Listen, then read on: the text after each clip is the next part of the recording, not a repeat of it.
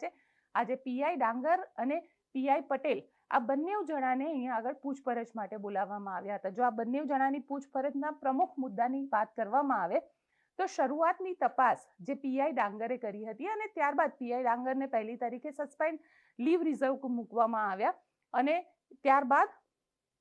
PI પટેલે આ આખા મામલાની ઇન્વેસ્ટિગેશન કરી હતી. તો તેમની સાથે એ પૂછપરછ કરવામાં આવી હતી કે શરૂઆતની તપાસમાં ક્યાં કમી રહી ગઈ અને શરૂઆતની તપાસમાં એવા કયા કયા મુદ્દા હતા જે એમને ધ્યાનમાં જ ન લીધા. એટલે અહીંયા આગળ બની શકે કે જે પીઆઈ ડાંગર છે અને પીઆઈ પટેલ છે તેમના ઉપર પણ ગાજ પડી શકે છે, કારણ કે જે રીતે આખા મામલાની સ્ટેપ બાય સ્ટેપ ઇન્વેસ્ટિગેશન થઈ રહ્યું છે, કદાચ પીઆઈ ડાંગર અને પીઆઈ પટેલ આ બંને પણ આની અંદર ક્યાંક જેને કહી શકાય કે આરોપીના કઠેરામાં આવી શકે છે, કારણ કે જે રીતે આખું ઇન્વેસ્ટિગેશન કરવામાં આવી રહ્યું છે તેમની સાથે આજે આ સવાલ જવાબ કરવામાં આવ્યા. જે સવાલ પૂછવામાં આવ્યા હતા તેની અંદર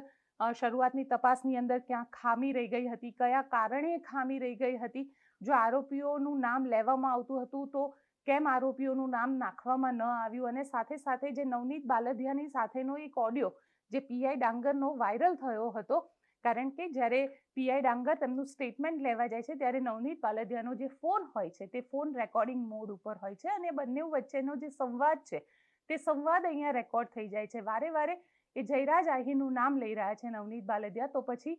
પીઆઈ ડાંગર જે છે તે કેમ અહીંયા આગળ તેમનું નામ નથી નાખી રહ્યા અને અજાણ્યા વ્યક્તિઓની વિરુદ્ધમાં એફઆઈઆર કેમ કરવામાં આવી. જો પોતે ફરિયાદી નામ આપી રહ્યા છે તો પછી એ ફરિયાદી એ લોકોને કેમ અહીંયા આગળ નામ ન નાખવામાં આવ્યું. સાથે જ હવે આ આખા ઘટનાની અંદર એવું કહેવાય રહ્યું છે, જે અમારા સૂત્ર એસઆઈટીના જે સૂત્ર છે તેમની પાસેથી જે માહિતી મળી રહી છે તેના પ્રમાણે અત્યાર સુધીમાં આજે પણ એક નવા આરોપીની ધરપકડ કરવામાં આવી છે. એટલે